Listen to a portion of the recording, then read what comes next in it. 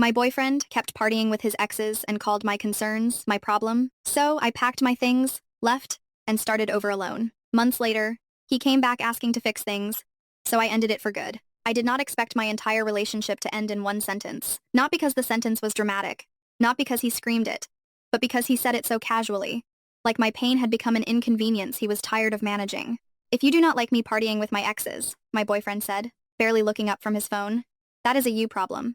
For a second, I just stood there. The television was on mute behind him. Blue light flickered across the living room walls. My dinner had gone cold on the coffee table.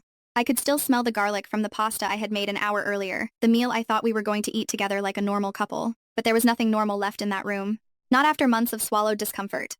Not after months of seeing him in pictures with women he used to date. Not after months of trying to sound calm, reasonable, understanding, while he treated every boundary like an attack. I remember staring at him and realizing something that hit me so hard it almost felt physical. I had been trying to save a relationship that only I was protecting. He thought I would argue. He thought I would explain myself again. He thought I would cry or beg or let him twist the conversation until I ended up apologizing for having feelings. Instead, I said very quietly, "You are right." That got his attention. He looked up then, a little surprised, probably thinking he had finally won. But what he did not understand was that I was not surrendering. I was detaching. I turned around, walked into the bedroom, pulled a duffel bag from the closet, and started packing. At first, he did not move. Then, I heard his voice behind me. "What are you doing?" I folded a sweater, placed it in the bag, and said, "Solving the problem." 30 minutes later, I walked out of the apartment we had shared for 3 years. The next morning, I posted one picture online, a new apartment key resting in my hand. The caption said only 3 words.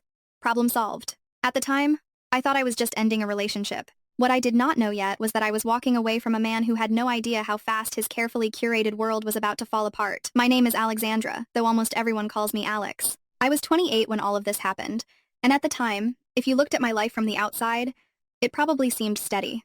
I worked as a software engineer in a mid-sized city. My days were structured, my income was stable, and my routine was predictable in the way I liked. I was not flashy. I was not chaotic. I was the kind of woman who planned ahead, showed up on time, paid her bills early, and remembered people's birthdays without needing social media to remind me. My boyfriend Ryan was the opposite. Ryan worked in marketing for a small firm, and he had the kind of energy people noticed immediately. He was outgoing, charming, loud in the right way, and naturally good at making strangers feel like old friends. When he walked into a room, he seemed to pull the air toward himself. People laughed harder around him. Conversations got warmer. Nights got longer. We met through mutual friends 3 years earlier. I was standing off to the side at a birthday gathering on a rooftop bar, half listening to a conversation I did not really want to be in when Ryan walked over and smiled at me like we were already in on the same joke. "You look like the only real person here," he said. I laughed. That was the beginning. At first, we fit together better than I expected. Ryan brought spontaneity into my life. He pushed me to leave my apartment, try new places, say yes more often. I gave him structure. I was the person who remembered details,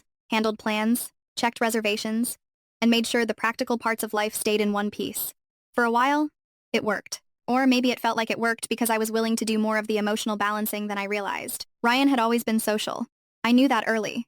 He loved parties, late nights, crowded bars, birthdays, launch events, after parties, girls' nights that somehow included half the city. I did not mind in the beginning. I trusted him. I believed space was healthy. I believed love did not require possession. Then I started noticing a pattern. Some of the women in his social circle were not just old friends. They were his exes. There was Jessica, his college ex, who always appeared in group photos standing a little too close. Then Megan, a woman he had dated in his early 20s. The one he kept running into at bars and weekend parties and somehow always ended up next to in online stories. Every time I asked about them, Ryan gave the same answer. They are just part of the group. It is ancient history. You are reading too much into it. At first, I tried to be mature about it. Adults have passed. Adults stay friendly with exes sometimes. I told myself I did not want to be the paranoid girlfriend inventing problems where none existed. But discomfort has a way of growing when it never gets addressed. I would see a photo online with Jessica's hand on his shoulder. I would watch Ryan laugh at texts from Megan and then lock his phone without explanation. I would make plans for the two of us only to have him cancel because something more exciting came up with his social circle. One evening, I brought it up gently while we were sitting on the couch. "I am not accusing you of anything," I said. "I just need you to understand that all this partying with your exes makes me uncomfortable." Ryan gave me a long look, then sighed like I had exhausted him. "Alex, they are my friends, I know. Then what is the issue?" "The issue is boundaries." He shook his head. "No, the issue is insecurity." That line showed up in our relationship more times than I can count. If I felt ignored, I was insecure. If I felt disrespected, I was overthinking. If I asked for boundaries, I was controlling. And because I loved him, I kept trying to say things more gently, more clearly, more patiently. What I did not understand yet was that some people do not misunderstand your pain. They just benefit from dismissing it. The red flags did not come in one dramatic burst. They came in small moments. That was what made them so dangerous. If Ryan had done something blatant early on, maybe I would have walked away sooner. But instead, it was a slow erosion. 100 little dismissals, tiny humiliations I kept finding ways to excuse because none of them by themselves seemed big enough to blow up a 3-year relationship. His nights out started getting more frequent. At first, it was once in a while, then almost every weekend, then random weeknights too. Some excuse always existed. A launch party, a birthday drink, a networking thing, a friend in town, a spontaneous girls' night that somehow included Jessica, a bar crawl where Megan just happened to show up. And every time I tried to point out the pattern, Ryan made me feel foolish for noticing it. One Friday night, I was finishing work late from home, still sitting at my laptop around midnight when I saw his story go up. The video was blurry, loud, and full of flashing club lights. Ryan had his arm around Jessica. She was laughing, her face tilted toward his, and both of them looked completely carefree. The caption read, "Old flames, same energy." My stomach dropped. I replayed the clip twice, then hated myself for replaying it at all. When he got home around 3 in the morning, he smelled like alcohol, perfume, and the kind of reckless fun that never included me anymore. "Did you have fun?" I asked. He tossed his phone on the dresser and said, "Yeah." The crew was out. Jessica was there. He paused for 1 second too long, then so I sat up in bed. "So it is weird, Ryan," he groaned, already irritated. "Alex, not this again. I am not yelling. I am just telling you how it feels." He gave me that same exhausted look. "You always do this. You take something normal and make it heavy." That word stayed with me, heavy. As if my discomfort was not a response to his behavior, but a personal defect I kept dragging into the relationship. There were other moments too. The anniversary dinner I booked that he canceled for a last-minute night out because Jessica was in town. The work networking event I skipped because he called me tipsy and wanted a ride home from a party. The quiet weekends I tried to plan that got replaced by spontaneous outings where his exes were always somehow nearby. And then there were the comparisons. Never direct enough to start a fight cleanly. Never innocent enough not to wound. Jessica is always up for anything. Megan never overthinks social stuff. "You are just more serious than the women I used to date." That last one sat in my chest for days. Not because I thought seriousness was bad, but because of the way he said it. Like stability was useful but not exciting. Like commitment was comforting but not desirable. Like I was the woman you came home to while still resenting the women you used to chase. I started questioning myself in quiet, embarrassing ways. Was I too rigid, too calm, too boring, too committed to someone who only liked the parts of me that made his life easier? I would sit in traffic on the way to work, replaying conversations in my head, trying to figure out when asking for respect had become equivalent to ruining the mood. And the worst part was that I did not explode. I adapted. I softened my tone. I chose my timing carefully. I tried to sound less hurt when I was hurt. The relationship grew heavier, while I tried harder to make myself lighter. By the time things finally came to a head, the breakup had already been happening emotionally for months. I just had not admitted it yet. The night it ended started so ordinarily that I almost hate remembering it. I had just finished a stressful week at work. A major software release had gone live that afternoon, and for the first time in days, I could breathe without feeling like my jaw was locked. I stopped at the store on the way home, picked up ingredients for dinner, and spent almost an hour cooking because I wanted one quiet evening with Ryan that felt like us again. Or maybe like the version of us I kept trying to recover. When he got home, I knew immediately where the night was headed. Not because he said it, because of the way he walked in. Phone already in hand, half distracted, energy pointed outward, not toward me. I was standing in his kitchen when he dropped his jacket over a chair. "Hey," I said. "Hey, you hungry?" He glanced at the stove, then back at his phone. "Maybe later." I dried my hands on a towel and watched him for a second. I made dinner. Okay, that was it. No kiss, no smile, no warmth. Just that flat little answer like I was the background to whatever conversation was happening on his screen. A minute later, he said, "By the way, I am probably heading out tonight." I felt something sink inside me. With who? He did not even try to hide the answer. Jessica, Megan, a few others. I stared at him. "You are going out with your exes again." He rolled his eyes immediately. "They are not just my exes. They are my friends." Ryan started walking toward the living room, and I followed him. "We have not had one real evening together in weeks." "That is not true."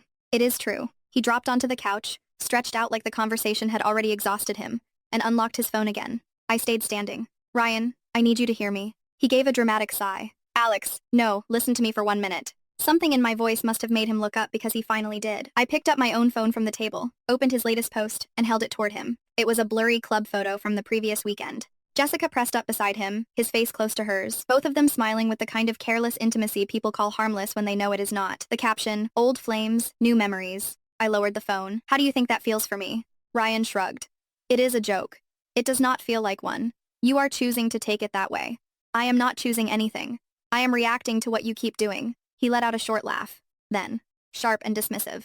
"You know what your problem is?" I felt my heartbeat pick up. "What?" "You make everything about disrespect when really it is about insecurity." I looked at him for a long moment. "That is what you think this is?" I know that is what this is. Me asking for boundaries is insecurity? You getting weird about me having a life is insecurity? The room went still. I could hear the refrigerator humming in the kitchen. The television was still muted. Somewhere outside, a car alarm chirped once and stopped. I said very carefully, I am not asking you to stop having a life. Then what are you asking? I am asking you to stop acting like your relationship with me should survive anything while you ignore basic respect. He stood up, then annoyed now, more animated. Jessica and Megan are part of my social circle. They have been around forever. If you do not like me partying with my exes, that is a you problem. There it was, that exact sentence. Calm, confident, thoughtless. And for the first time in months, everything inside me got quiet. I stopped trying to explain, stopped trying to make him understand, stopped hoping the right arrangement of words would suddenly create empathy where there was not any. I nodded. You are right, he blinked. Exactly. I turned and walked toward the bedroom. Behind me, he called, What are you doing? I opened the closet, reached for my duffel bag, and said, I am solving it. That was the moment his confidence cracked. He followed me to this bedroom doorway, watching as I laid the bag on the bed and began folding clothes. What are you doing? He repeated, sharper this time. Packing. He actually laughed. Oh my God, Alex. Seriously? I kept folding. No shaking hands, no crying, no scene. That seemed to bother him more than any screaming would have. Put the bag down, he said. You are being dramatic. I zipped one compartment and looked at him. No. I am being clear. The thing about emotional breaking points is that people expect them to look loud. Mine did not. Mine looked like me folding a sweater with steady hands while my boyfriend stood in the doorway trying to decide whether I was bluffing. Ryan had seen me hurt before. He had seen me frustrated. He had seen me try, explain, soften, compromise. He had never seen me done. Alex, stop, he said, walking into the room. You are seriously overreacting. I put my charger into the bag. I am not overreacting. You are leaving because I am going out with friends. I looked up at him. I am leaving because every time I tell you something hurts me, you act like the real problem is that I noticed. His expression hardened. So now I am the villain. I did not say that. You are treating me like I cheated on you. No, I said quietly. I am treating you like someone who keeps crossing lines and then insulting me for having boundaries. He ran a hand through his hair. I could see the irritation building in him, but under it was something else, too. Uncertainty, because he had never prepared for consequences. Only arguments. We have been together 3 years, he said. You are going to throw that away because Jessica and Megan are in my social circle. I stood, lifted the bag off the bed, and faced him fully. No, Ryan. I am refusing to throw away more of myself, trying to make this relationship feel respectful when you clearly do not care if it does. He stared at me. For a second, I thought maybe something would finally register. Maybe he would apologize. Maybe he would say, wait, do not go. Let us fix this. Instead, he said, you are impossible when you get like this. That hurt. Not because it was cruel, because it was familiar. Every time I had been calm, I was cold. Every time I had been emotional, I was dramatic. Every time I had been honest, I was difficult. There was no version of my pain he was ever going to accept because accepting it would mean admitting he had caused it. He followed me into the living room. What about the apartment? He asked. What? You are just leaving everything? I am taking what I need. Our friends? I almost laughed at that. They were never really mine. That is not true, Ryan. Half of them watched you dismiss me for months. He flinched a little at that. Not because it was false. Because it was visible. I slipped on my shoes while he kept talking, his voice moving through frustration into manipulation. You will regret this. Maybe you are making a huge mistake. Maybe you are going to end up alone because no one can live up to your standards. That one landed harder than I wanted to admit. There is something especially cruel about being told your desire for respect is the reason you will lose love. I put my hand on the doorknob. Ryan took one step closer. At least talk about this tomorrow. We have been talking about it for months. No, you have been complaining about it for months. I looked at him then, really looked at him, and what I saw was not confusion. It was entitlement. He genuinely believed I should absorb whatever made him happy and call it compromise. I opened the door. Goodbye, Ryan. He did not say goodbye back. He said, fine, go. Like he still thought I would come back. Like the argument would cool down and I would text him in an hour. Like this was one more fight in a relationship I was still trying to save. The hallway outside the apartment felt colder than I expected. My hands started shaking only after the elevator doors closed. I stared at my reflection in the mirrored wall and barely recognized myself. Not because I looked devastated, because I looked alert, awake, like some part of me had been underwater for a long time and had finally reached air. I drove to a short-term rental studio I had looked at earlier that week, something I had half arranged and half hoped I would not need. That alone should have told me how far gone the relationship already was. Some part of me had known. When I unlocked the door and stepped inside, the apartment was almost empty. A mattress, a lamp, a tiny kitchenette, one narrow window facing the street. I set the bag down and sat on the edge of the mattress in complete silence. That was when the achy hit. Not the urge to go back. The grief of realizing how long I had been trying to make myself acceptable to someone who benefited from never being satisfied. I asked myself all the obvious questions. Was I too rigid? Too boring? Too much? Not enough? Then another question rose underneath all of them. Why had I worked so hard to prove my worth to a man who kept treating it like a debate? The next morning, I woke up tired but clear. I took a picture of the new apartment key in my hand. No caption about freedom, no long explanation, no accusation, No hint of chaos. Just 3 words. Problem solved. And then I put my phone down and started figuring out what peace would look like if I finally stopped begging for it. The first week after I left, Ryan felt like my body had not fully caught up to what my mind had done. I would wake up and forget for half a second that I was no longer in our apartment. Then I would hear the stillness of the studio around me and remember. At first the silence was strange. Then it became medicinal. No sudden club photos, no midnight arguments, no phone lighting up with excuses, no waiting for someone to choose me after he had already chosen the room he actually wanted to be in. I threw myself into work because structure was easier than grief. My job had always been one of the most stable parts of my life. And once Ryan was no longer draining my evenings and distracting my mental bandwidth, I started performing even better than I had before. A project I had nearly lost momentum on because of relationship stress suddenly became manageable, then strong, then excellent. One afternoon, my team lead stopped by my desk and said, "You have been on another level lately." I smiled a little, trying to be. "No," he said. "I mean it. You are focused. Focused." That word stayed with me, because what had felt like heartbreak was also in a strange way the return of concentration. I had been spending so much emotional energy managing instability that I had forgotten what it felt like to move through life without waiting for disappointment. Outside work, I started rebuilding routines. Ryan had always interrupted. I joined a gym close to my new place. I cooked for myself again. I started taking long walks after dinner without checking my phone every 10 minutes. Then I started hiking on weekends. At first, it was just to get out of the city. But the more I did it, the more I realized how much easier it was to hear my own thoughts when no one was trying to talk me out of them. Ryan did not contact me immediately. That surprised me. Part of me expected anger. Part of me expected some dramatic late-night message. Part of me expected him to be offended enough by the post to reach out just to reassert control. Nothing came. Eventually, I unblocked his number, not as an invitation, but because I did not want the blocked contact sitting there like unfinished business. If he texted, I would deal with it. If he did not, that was information. 2. Mutual friends started asking questions almost immediately. "What happened? Are you two really done?" That key post was about Ryan, was not it? I kept my responses minimal. We broke up. It was time. I am okay. I did not trash him. I did not explain the months of gaslighting. I did not list every time I felt humiliated by a woman he used to date, appearing where our intimacy should have been. Still, the truth has a way of leaking out through patterns, even when you stay quiet. About a month after the breakup, I met Tom for drinks. He had always been one of the more neutral people in the broader social group, not deeply loyal to Ryan, not close enough to me to perform sympathy, just observant. We were halfway through our beers when he said, "Ryan did not think you were actually serious." I looked at him about leaving. Tom nodded. He thought you would cool off and come back. That did not surprise me. Ryan had spent 3 years learning that I would stay in the conversation longer than he deserved. Of course, he thought he could outweigh my boundaries too. Tom hesitated before continuing. He has been going out even more with Jessica and Megan. Mostly Jessica. Megan sometimes. I let that sit. Tom studied my face like he expected hurt, but what I felt was something closer to confirmation. Of course, Ryan had doubled down. Of course, freedom was easier for him to perform than reflection. Weeks passed. Then the information coming through the grapevine started changing. At first, it sounded like Ryan was having the time of his life. Jessica, everywhere, late nights, pictures, captions about living fully, little flashes of performative joy. Then the tone shifted. I heard there had been public arguments, that Jessica had a jealous streak. Ryan once found exciting and then quickly found exhausting. That Ryan was showing up to work late after nights out. That he had missed a client presentation because he was hungover. That Megan had stopped inviting him to certain group events because he brought too much chaos. Now, the irony was so clean it almost felt scripted. The man who said I made everything heavy had taken his life straight into instability. One evening, Jenna, a mutual friend who was one of the few people in that circle I trusted to speak honestly, messaged me. "I know you probably do not want updates," she wrote, "but Jessica is a mess. And Ryan is caught in it." I replied, "I do not need details." Her answer came back a minute later. "Understood. Just you were not the problem." I stared at that message longer than I expected, because when you have spent months being told your pain is irrational, hearing a neutral person calmly confirm reality feels bigger than it should. Around the same time, I learned Ryan's job was in trouble. He had always mocked my stability a little, as if being dependable made me less alive. Now, he was discovering that recklessness feels much less romantic when rent is due. By the 3rd month after the breakup, the whispers were no longer whispers. Ryan had been put on probation at work. Jessica had caused a scene at a downtown bar. Ryan had fought with her in public. Their social circle had started thinning because people were tired of the drama. I still did not contact him. I did not gloat. I did not dig for details. But something inside me had started changing. The version of me who once wondered if I had been too much was fading. In her place was someone who could finally see the obvious.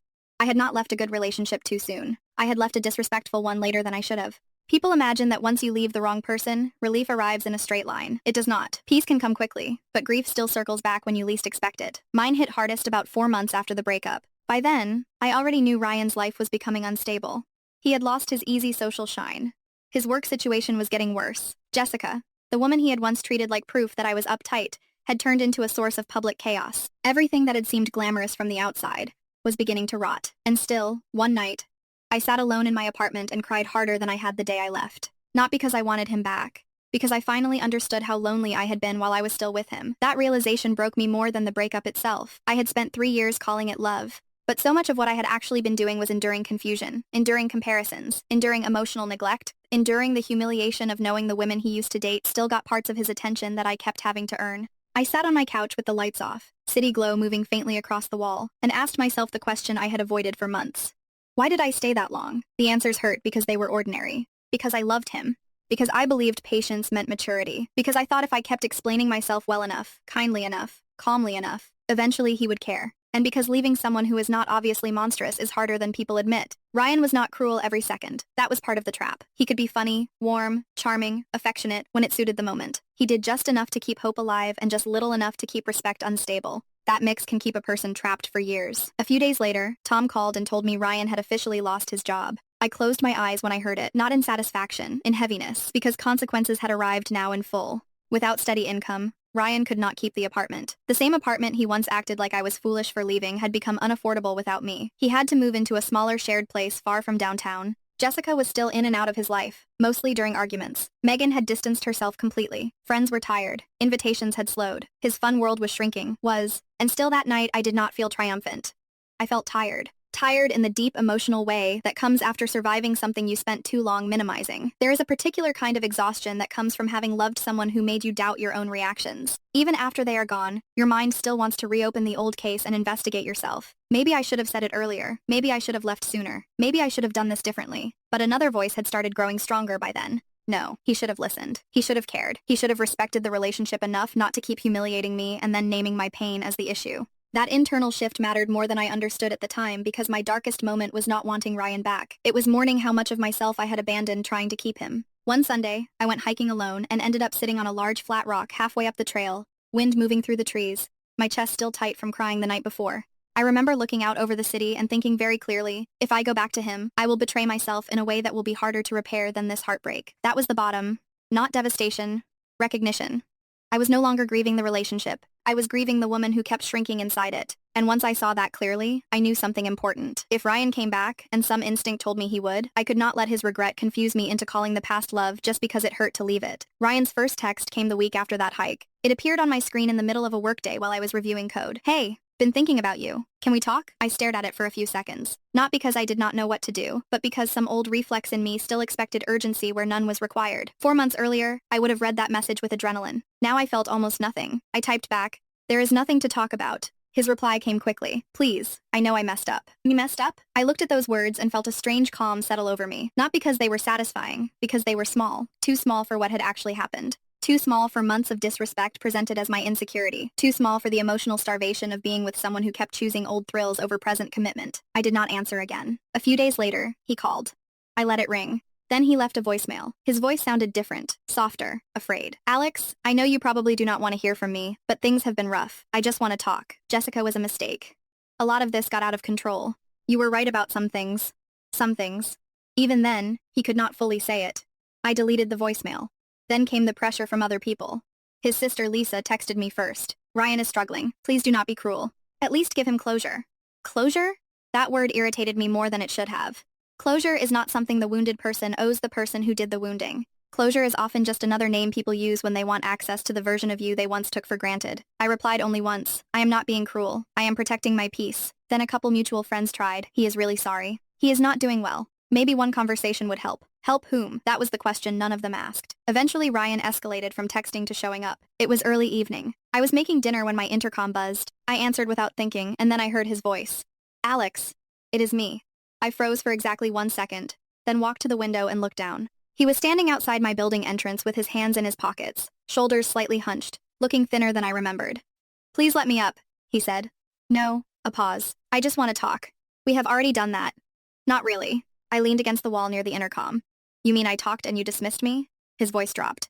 "I know." That was the first moment he sounded genuinely stripped of defensiveness. "I know I was unfair." I closed my eyes briefly. This was the kind of sentence I had wanted for months while we were still together. But once respect has died, timing matters. Truth said, too late can sound less like accountability and more like loneliness looking for shelter. "Ryan," I said quietly. "You told me the problem was mine." He was silent. "I solved it." Another pause, longer this time. "So that is it?" he asked. Yes. You can just shut me out like this. The irony almost took my breath away. He had shut me out emotionally while standing right next to me for months. Now he was shocked to discover that distance becomes real when one person finally stops pretending. I said, "Go home, Ryan." He stood there for a while after I ended the call. I watched him from behind the curtain for maybe 30 seconds, then stepped away. I did not feel victorious. I felt clear. That was the turning point. Not his apology, not his regret. My clarity.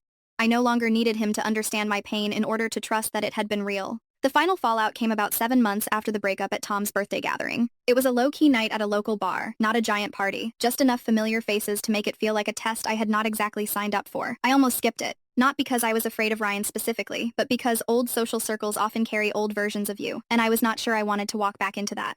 But I went, and I did not go alone. A few months earlier, during one of my weekend hikes, I had met Daniel. He was 32, an architect, thoughtful, and grounded in a way that did not announce itself. Nothing about him was loud. He listened when people spoke. He made eye contact. He did not create intensity just to feel alive. Being around him felt restful, which was such a foreign feeling after Ryan that it took me a while to trust it. We had started with trail conversations, then coffee, then dinner, then the kind of calm connection that builds because neither person is performing. That night, Daniel stood beside me with one hand around his glass, asking Tom a question about a renovation project. And I remember noticing how relaxed my body felt. No bracing, no reading the room, no anticipating humiliation. Then Tom looked toward the door and muttered, "Well, that is unfortunate." I turned. Ryan had just walked in. He looked older than 7 months should allow. Not dramatically changed, but dulled. His clothes were decent, but careless. The confidence that used to move ahead of him into every room was gone. He scanned the crowd, found me, then found Daniel. Everything on his face tightened. He walked over slowly. "Alex?" I nodded. "Ryan." His eyes moved to Daniel. "Can we talk?" "No." He swallowed. "Please, just for a minute." Daniel looked at me, not possessive, not intervening, just present enough for me to know I was not alone. That mattered more than I can explain. Ryan glanced back at him. "Who is this?" I answered simply. "Someone I am seeing." A flash of something moved across his face. Hurt, disbelief, jealousy, regret. Maybe all of it at once. "That was fast," he said. The sentence annoyed me instantly. Not because it hurt, because it was entitled. 7 months of rebuilding my life, and he still thought he had standing to evaluate the pace of my healing. I said nothing. He tried again. I messed up. Still nothing. Jessica was chaos. I lost my job. Most people disappeared. I know now what you were trying to tell me. There were enough people near us at that point to feel the room subtly listening without openly staring. Ryan's voice got softer. "You were the best thing in my life, Alex. I just did not see it." If he had said that 6 months earlier, maybe it would have destroyed me. Now it just sounded sad. He took a breath and lowered his voice. "Can we try again?" Daniel shifted slightly beside me, giving me room, but also silently reinforcing something important. I did not owe anyone panic. I did not owe anyone confusion. I could answer from peace. So, I did. "Ryan, if you do not like how my life turned out after we broke up," I said calmly, "that is a you problem." The recognition hit him instantly. His own sentence, his own logic returned without anger, not revenge, just symmetry. His face changed. For the first time since I had known him, he looked genuinely ashamed. "I deserve that," he said quietly. "Probably," I answered. He looked down, then back at me. "I did love you, and because I am not cruel, I said the truth. I think you loved what I made easy for you." That landed harder than anything else I could have said. His jaw tightened, then loosened. Maybe because he knew it was true. I continued softly but firmly. "Love without respect becomes damage. I am not going back to that." For a moment, he looked like he wanted to argue, but there was nothing left to argue with. My life was visible right in front of him. I was standing beside a good man, emotionally steady, clear-eyed, no longer trying to win approval from someone who only valued me fully once he lost access to me. Ryan nodded once, then he turned and walked out. No shouting, no dramatic collapse, no final accusation, just the quiet exit of a man who had finally run out of ways to reframe his own consequences. After he left, Tom exhaled and muttered something about needing a stronger drink. Daniel looked at me and asked, "You okay?" And I realized I was not pretending, not performing strength. Actually okay. Because Ryan's fallout was no longer my burden. His social circle had thinned. His reputation had dimmed. His excitement had eaten itself. The life he mocked my stability for protecting had collapsed under its own weight, and I had not needed revenge to see it happen. Truth had done the work for me. After that night, Ryan disappeared from my life for good. No more texts, no more calls, no more surprise appearances through the intercom, asking for one last conversation that should have happened when I was still inside the relationship trying to save it. He was gone. And what surprised me most was how little noise the ending made once it was truly over. Because the real ending had not happened at Tom's birthday. It had not happened at my building entrance. It had not even happened the night I packed my bag. The real ending happened the moment I stopped arguing for my own reality. The moment I stopped letting someone rename disrespect as my insecurity. Daniel and I kept building things slowly. That mattered to me. I did not want chaos disguised as chemistry anymore. I did not want intensity without trust. I wanted steadiness. I wanted the kind of love that did not require me to shrink in order to keep it peaceful. A year later, on a hiking trail where we had first met, Daniel proposed. He was nervous in the sweetest way, standing there with the city stretched out below us and a ring in his hand, telling me he did not want a dramatic kind of love. He wanted a lasting one. And because life has a sense of irony when you finally heal, that was exactly what I had once been mocked for wanting. I said yes. Sometimes people think walking away means giving up too fast. I do not believe that anymore. Sometimes walking away is the first honest thing you do after spending too long betraying yourself in the name of patience. The lesson I took from Ryan is simple, and I say this for anyone watching who keeps being told that their pain is a personal flaw. When someone repeatedly dismisses your boundaries, confuses your instincts, compares you to people from their past, and makes you feel unreasonable for asking for respect, the answer is not always to explain yourself better. Sometimes the answer is to leave quietly, clearly, completely. Because the right person will not make you compete with old flames for basic dignity. The right person will not call your hurt a burden. And the right relationship will never require you to abandon yourself just to keep it alive. That photo of my apartment key said, "Problem solved." At the time, I thought I was being clever. Now I know it was simply freedom.